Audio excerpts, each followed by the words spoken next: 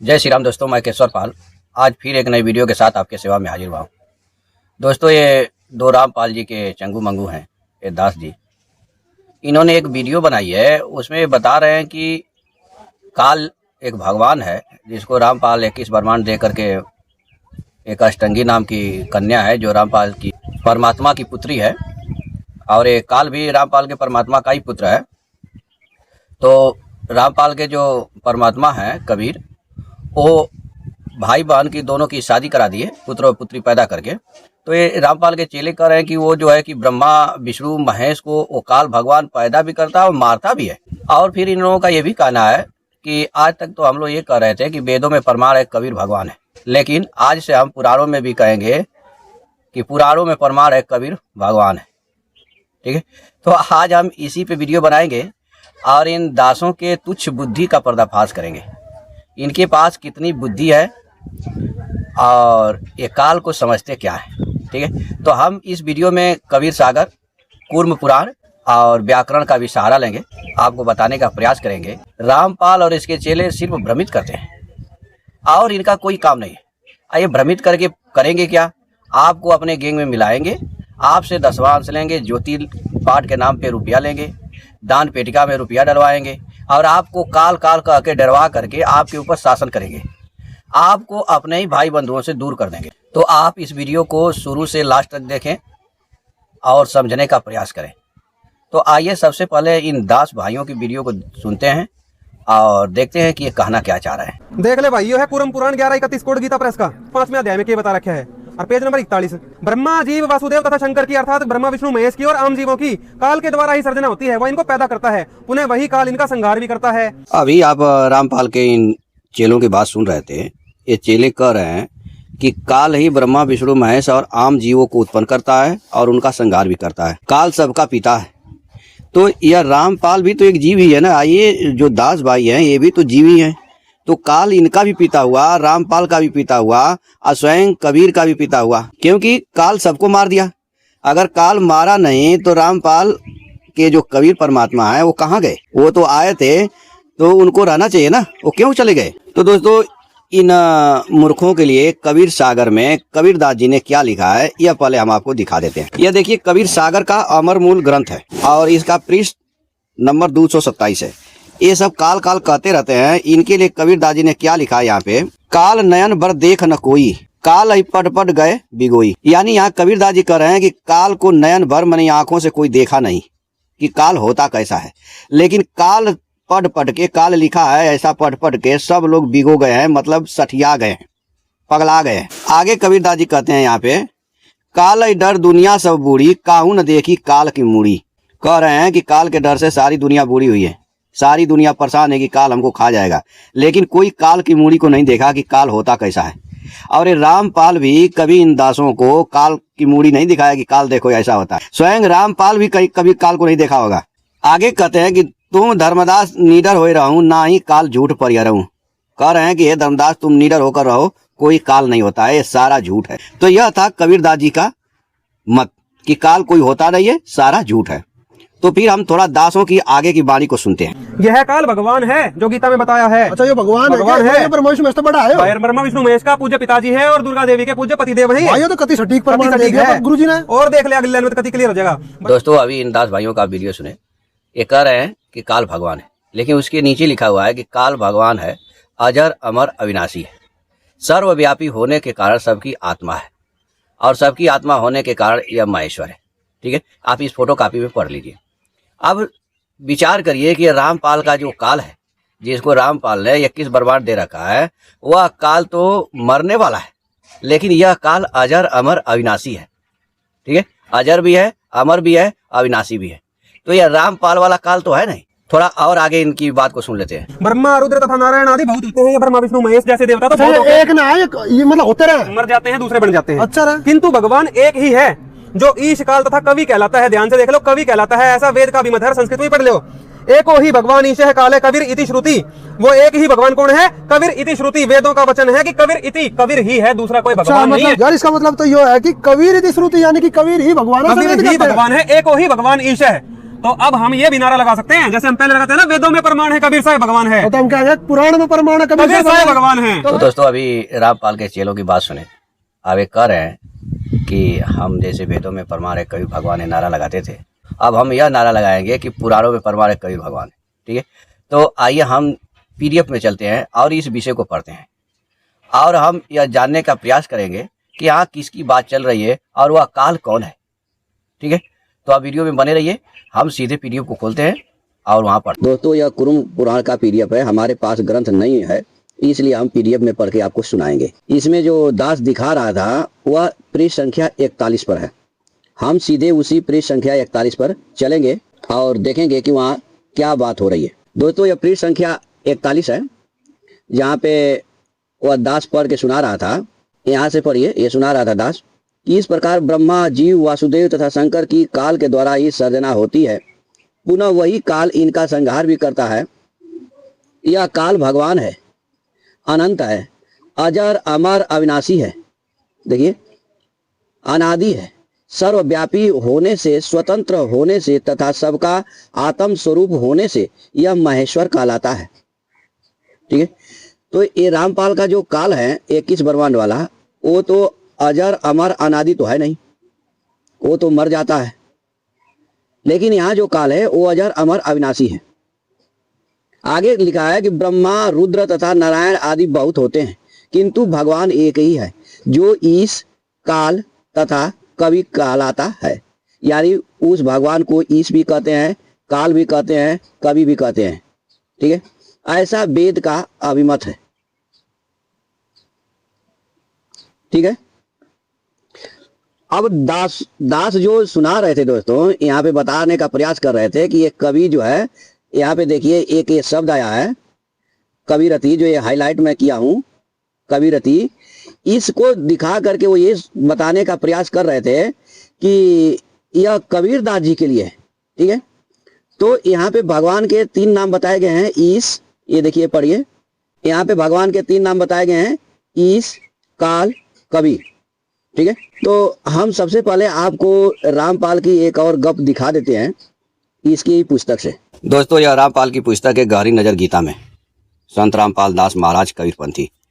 अभी यह रामपाल का चेला बोल रहा था ना कि वहाँ जो लिखा है कि भगवान एक है, आप इस फोटो कॉपी में भी देख लीजिए कि लिखा है कि भगवान एक हैं जो ईश, काल और कवि कहलाते हैं। तो ये रामपाल का गप यहाँ पे देख लीजिए आप। यहाँ पे देखिए 3 प्रभु हैं, ब्रह्म, पर ब्रह्म, पूर्ण ब्रह्म। इन्हीं रामपाल बोल रहे हैं कि ईश कहो, चाहे ब्रह्म कहो, चाहे क्षर पुरुष कहो, बात एक ही है। यह एक भगवान हो गया। और दूसरा भगवान पर ब्रह्म कहो, अक्षर पुरुष कहो या अक्षर ब्रह्म कहो। ठीक है, तथा तीसरा भगवान हो गया पूर्ण ब्रह्म कहो, परम अक्षर ब्रह्म कहो और ब्रह्म परमेश्वर कहो। ठीक है, या सतपुरुष कहो। तो ये दास के अनुसार तो ये गुरुद्रोही हो गया, क्योंकि इसका गुरु बोल रहा है कि ईश माने काल, और ये गुरुद्रोही क्या बोल रहा है कि ईश माने भगवान, परमात्मा। ठीक है, जो कबीर को बता रहा है। अब दोस्तों हम आपको विष्णु सहस्त्र नाम से दिखाते हैं कि ईश, काल और कवि स्वयं भगवान विष्णु के नाम है। दोस्तों यह संक्षिप्त महाभारत है और इसका पृष्ठ संख्या 746 है। यह विष्णु सहस्त्र नाम है। इसमें देखिए यहाँ पे एक भगवान का नाम है कृष्ण, एक नाम है ईश्वर, एक नाम है कवि।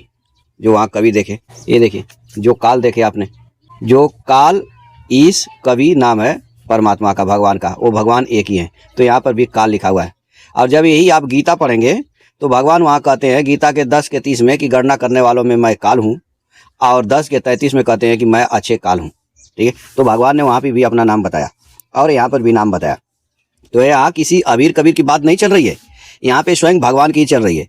तो अब आइए हम PDF को पढ़ते हैं और वहाँ से समझते हैं कि उसमें आखिर कहना क्या चाह रहे हैं। ठीक है, उसमें कहा क्या जा रहा है, पूरा जब हम पढ़ेंगे तब हमारे समझ में बात बैठेगी। ठीक है दोस्तों, यह वही PDF है कुरुम पुराण का और पृष्ठ संख्या इसका ये 41 है, जहाँ पे हमें पढ़ रहे थे कि इस प्रकार ब्रह्मा, जीव, वासुदेव तथा शंकर की काल के द्वारा ही सृजना होती है, पुनः वही काल इनका संहार भी करता है। यह काल भगवान है, अनंत है, अजर, अमर एवं अनादि है, सर्वव्यापी होने से, स्वतंत्र होने से तथा सबका आत्म स्वरूप होने से यह महेश्वर कहलाता है। ब्रह्मा, रुद्र, नारायण आदि बहुत होते हैं, किंतु भगवान एक ही है जो ईश, काल तथा कवि कहलाता है। ठीक है, ऐसा वेद का अभिमत है। तो इसमें एक कविरति शब्द आया था, तो इसको ये रामपाल के चेले जो है यहाँ पे जोड़ रहे थे कि एक कबीर है।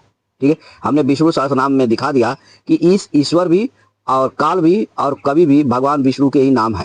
ठीक है, और मैंने रामपाल की पुस्तक को भी दिखा दिया, उसमें रामपाल लिखा गहरी नजर गीता में कि ब्रह्म कहो, ईश कहो, क्षर पुरुष कहो, एक ही बात है।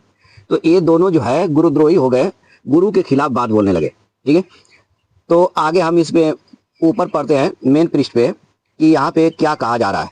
ये देखिए 40 है पृष्ठ संख्या। इसमें ब्रह्मा जी की आयु का वर्णन, युग, मनवंतर तथा कल्प आदि काल की गणना। ठीक है, अब काल भगवान है तो उसका गणना भी किया जा सकता है दोस्तों, नहीं ना। तो यहाँ काल क्या है, एक समय है, उसी समय को बताया जाएगा। प्राकृतिक, प्रलय तथा काल की महिमा का वर्णन। यहाँ काल जो है समय है, जो भगवान ने गीता के 10:30 में अपनी विभूति बताते हुए बोला कि मैं गणना करने वालों में काल हूं, जो स्क्रीन पे लगा हुआ है, फोटोकॉपी आप पढ़ सकते हैं। यही चीज यहाँ पे काल समय के बारे में बताया जाता है कि समय के साथ ब्रह्मा, विष्णु, महेश, शिव प्रकट होते हैं और समय के साथ ही वो लीन भी हो जाते हैं। ठीक है, तो यहाँ पे बताया जा रहा है कि हे ब्राह्मणों, कुर्म कहते हैं कि हे ब्राह्मणों, स्वयंभू ब्रह्मा के बीते हुए काल की गणना का वर्णन बहुत वर्षों में भी नहीं किया जा सकता। किसके? स्वयंभू, जो स्वयं से प्रकट हुए हूं। ठीक है, उस ब्रह्मा के काल की गणना नहीं की जा सकती है। संक्षेप में काल की गणना 2 पराद कही गई है, वही परम काल है और उसके बीत जाने पर प्रलय होता है। ठीक है, तो यह काल रहा। अपने मान से ब्रह्मा की 100 वर्ष की आयु कही गई है। किसके मान से? अपने मान से, ब्रह्मा के मान से। उसी ब्रह्मा की 100 वर्ष की आयु 2 पर नाम से कहा जाता है। ठीक है, और उस पर का आधा पराध कहलाता है। तो यहाँ पे दोस्तों समय की बात चल रही है, ना कि कोई काल्पनिक काल नामक कोई देवता या कोई व्यक्ति है। ठीक है, यहाँ पे देखिए 4000 दिव्य वर्षों का सतयुग होता है, सतयुग की उतने ही 100 वर्षों की अर्थात 400 वर्षों की संध्या तथा संध्यास त्रेता युग संधि काल होता है। ठीक है, तो इत्यादि यहाँ पे जो दोस्तों काल यानी समय की बात की गई है। काल का ज्ञान करने के लिए संध्यांशों से रहित त्रेता, द्वापर तथा कलयुग क्रमशः 3, 2 तथा 1000 दिव्य वर्षों के कहे गए हैं।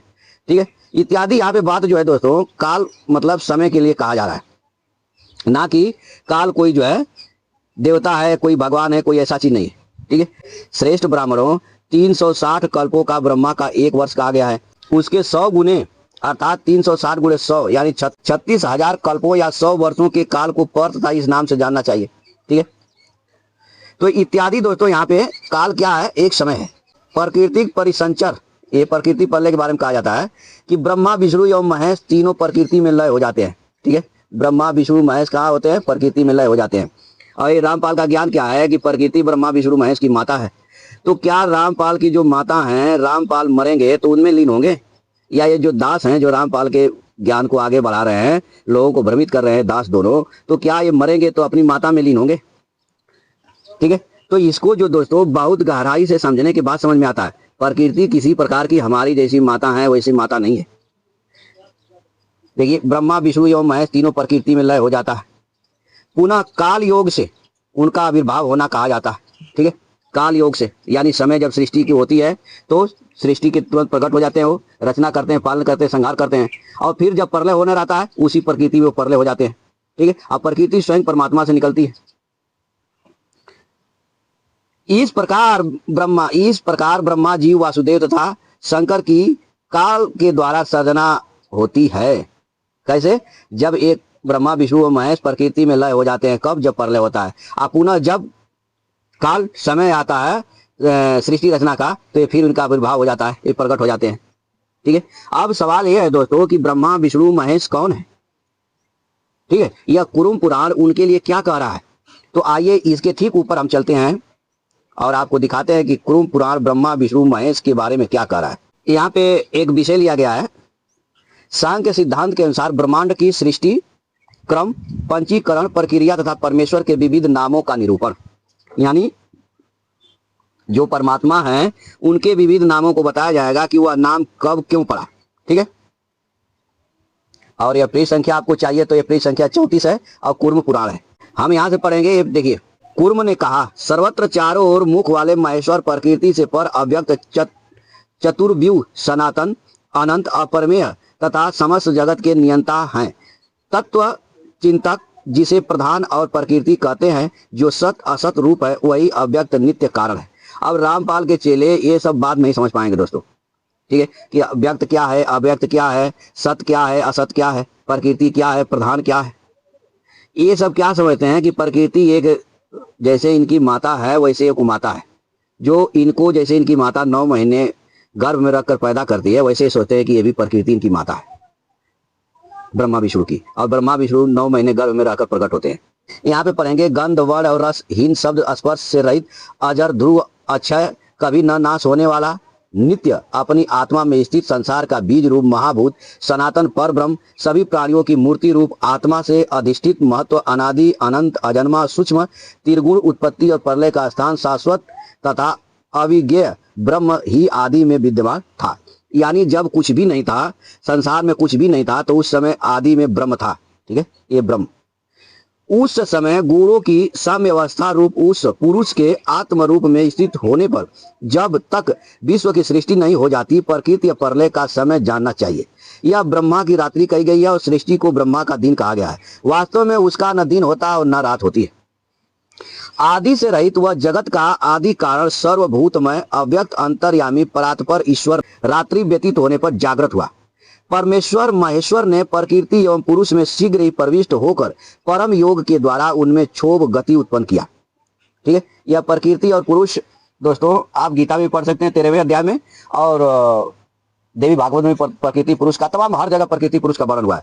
अब यहाँ पे क्या कहते हैं कि वही परमेश्वर, यहाँ से पढ़िए, वही परमेश्वर क्षोभ उत्पन्न करने वाला है एवं स्वयं क्षुब्ध होने वाला है, और वह प्रलय एवं सृष्टि करने के कारण प्रधान भी कहलाता है। प्रधान पुरातन पुरुष के शुद्ध होने से प्रधान प्रकृति पुरुषात्मक महद बीज का आविर्भाव हुआ। ठीक है, यहाँ पे ये कहा जा रहा है कि जो परमात्मा है वही जो है प्रधान प्रकृति भी है और पुरुष भी है। ठीक है, अब यहाँ पे हम सीधे सीधे आपको ये दिखाना चाहते हैं दोस्तों कि ब्रह्मा विष्णु महेश के बारे में क्या लिखा गया है। आप उसको पढ़िएगा सीधे सीधे। अब यहाँ से पढ़िए दोस्तों, यहाँ से ये देखिए, यहाँ से पढ़िए। वेदों के अर्थ को ठीक ठीक जानने वाले बतलाते हैं कि सोने के समान वर्ण वाले पीत अंड से प्रदुभूत हृदय गर्भ भगवान ब्रह्मा भगवान के तीसरे रूप है। ठीक है, ब्रह्मा जी क्या है, भगवान के ही रूप है और तीसरा रूप है। ठीक है, आगे इसके प्रकृति का 1-2 रूप बताया गया है, लेकिन यहाँ पे तीसरा रूप भगवान का कौन किसका बताया गया है, ब्रह्मा का। उन्हीं श्रीमान का जो रजोगुण युक्त अन्य रूप है वे ही चतुर्भुज भगवान ब्रह्मा है। ठीक है, तथा संसार की सृष्टि करते हैं। स्वयं विश्वेश्वर विश्वमुख विश्वात्मा भगवान विष्णु सत्वगुण का आश्रय ग्रहण कर उत्पन्न हुए संपूर्ण संसार का पालन पोषण करते हैं। ठीक है, अंत काल में स्वयं परमेश्वर सर्वात्मा रुद्रदेव तमोगुण का सम आश्रय कर संसार का संहार करते हैं। ठीक है, यानी रजोगुण का से युक्त होकर के जो रूप है उसको ब्रह्मा कहते हैं भगवान का। ये भगवान ही ब्रह्मा बनते हैं और संसार की सृष्टि करते हैं। स्वयं विश्वेश्वर विश्वमुख विश्वात्मा भगवान विष्णु सतोगुण का आश्रय ग्रहण कर उत्पन्न हुए संपूर्ण संसार का पालन पोषण करते हैं। यानी जिसकी भगवान ब्रह्मा सृष्टि करते हैं, उसी की भगवान विष्णु पालन करते हैं, और वो भगवान के ही स्वरूप है। ठीक है, किसी दूसरे के नहीं। और अंत काल में स्वयं परमेश्वर जो भगवान है सर्व आत्मा रुद्रदेव तमोगुण का सम आश्रय कर संसार का संहार करते हैं। ठीक है, एक होने पर भी वे निर्गुण निरंजन महादेव सृष्टि पालन और संहार रूपी 3 गुणों के कारण 3 रूपों में स्थित है। ठीक है, वे कभी 1, कभी 2, कभी 3 तथा कभी अनंत रूप धारण कर लेते हैं। वे योगेश्वर परमात्मा अपनी लीला से अनेक आकार क्रिया रूप तथा नाम वाले शरीरों का निर्माण करते हैं और फिर संहार कर डालते हैं। भक्तों के कल्याण के लिए ही वे पुनः संहार करते हैं, अपने को 3 रूपों में विभक्त कर तीनों कालों में प्रवृत्त होते हैं। ठीक है, इस प्रकार वे विशेष रूप से सृष्टि संहार और पालन का कार्य करते हैं। चूंकि वे स्वयं ही प्रजा की सृष्टि करते, उनका पालन करते और स्वयं उसका पुनः संहार करते हैं, इसलिए तीनों कालों में सत्व रज तथा तम रूप त्रिगुणात्मक होने से वे परमात्मा एक अद्वैत कहलाते हैं। प्रारंभ में वे सनातन हृदय गर्भ प्रभूत हुए, आदि में उत्पन्न होने से वे आदि देव तथा अजन्मा होने से अज कहलाते हैं। ठीक है, वे समस्त प्रजाओं का पालन करते हैं, इसलिए प्रजापति इस नाम से कहे जाते हैं। और देवताओं में सबसे बड़े हैं, इसलिए महादेव कहलाते हैं। बृहत होने से ब्रह्मा तथा परम श्रेष्ठ होने के कारण परमेश्वर कहे जाते हैं। सबको अपने बस में रखने वाले, परंतु स्वयं किसी के बस में न रहने के कारण वे ईश्वर नाम से परिभाषित किए जाते हैं। उनकी सर्वत्र गति होने के कारण वे ऋषि और प्रलय काल में सब कुछ हरण करने के कारण हरि कहलाते हैं। किसी के द्वारा उत्पन्न न होने तथा सर्वप्रथम होने के कारण स्वयंभू इस नाम से कहे जाते हैं। सभी मनुष्यों के वे आयन आश्रय स्थान है, इसलिए नारायण कहे जाते हैं। संसार का संहार करने से हर तथा सर्वत्र व्यापक होने से विष्णु कहलाते हैं। ठीक है, वे सब कुछ जानने के कारण भगवान तथा रक्षा कार्य करने में ओम कहलाते हैं। सभी का विशिष्ट ज्ञान होने से सर्वज्ञ तथा सभी के आत्म रूप होने के कारण वे सर्व कहे जाते हैं। वे मल शून्य हैं, इसलिए शिव और सर्वत्र व्याप्त होने से विभु तथा सभी प्रकार के कष्टों का निवारण करने से तारक कहलाते हैं। और अधिक कहने से क्या लाभ, यह सारा जगत ब्रह्ममय ही है और वे परमेश्वर अनेक रूपों में विभक्त होकर अनेक क्रीड़ाएं लीलाएं करते रहते हैं। हे ब्राह्मणों, मैंने संक्षेप में इस अबुद्धिपूर्वक हुए प्रकृति सृष्टि का वर्णन किया है। अब आप लोग ब्रह्मा की सृष्टि के संबंध में सुने, जो आगे बताया जाएगा, जिस पर दास जो है 41वां पृष्ठ पे पढ़ के सुना रहा था। ठीक है, तो दोस्तों आपने इस वीडियो में क्या देखा कि जो ब्रह्मा विष्णु महेश है, जो ये दास दिखा रहे थे कि इनको काल भगवान मार देता है, वह स्वयं भगवान के ही स्वरूप है। एक ही भगवान अनंत रूप धारण करके लीला करते हैं। यह बताया गया है कि सारा जगत ब्रह्ममय है, यानी ईश्वरमय है। इसीलिए गोस्वामी तुलसीदास जी भी रामचरितमानस में लिखते हैं कि सिया राम मैं सब जग जानी, करनऊ प्रणाम जोरी जुग पानी। ठीक है, यही चीज यहाँ बताया गया था। यहाँ ब्रह्मा विष्णु महेश प्रकृति के साथ प्रकट होते हैं और प्रकृति में ही लय हो जाते हैं। अब ये रामपाल और इसके चेलों का ज्ञान लिया जाए कि ब्रह्मा विष्णु महेश की माता है प्रकृति, तो इन मूर्खों से पूछा जाए कि भाई तुम भी तो किसी माता के ही पुत्र हो, क्या तुम लोग मरोगे तो अपनी माता में समाहित हो जाओगे, कि तुम्हारी माता अलग मरेगी, जलाई जाएगी या फूकी जाएगी या गाड़ी जाएगी, और तुम अलग मरोगे, फूके जाओगे, गाड़े जाओगे। ठीक है, तो इन मूर्खों को दोस्तों तत्व ज्ञान नहीं है। ये मूर्खदर्शी रामपाल के मूर्ख चेले हैं, जो जनता को मूर्ख बना रहे हैं। इस पुराण में कहीं पर भी कबीर नहीं है। स्वयं भगवान के ही एक नाम ईश्वर, काल और कवि है। ठीक है, भगवान के शास्त्रों नाम में ये नाम है जो हमने आपको दिखाया। तो कुल मिला जुला करके इन मूर्खों के चक्कर में नहीं फंसना चाहिए। आज जो फंसेगा वो तो नरक में जाएगा ही। ठीक है, तो आज के लिए इतना ही, फिर मिलेंगे नेक्स्ट वीडियो में। तब तक के लिए जय सीताराम।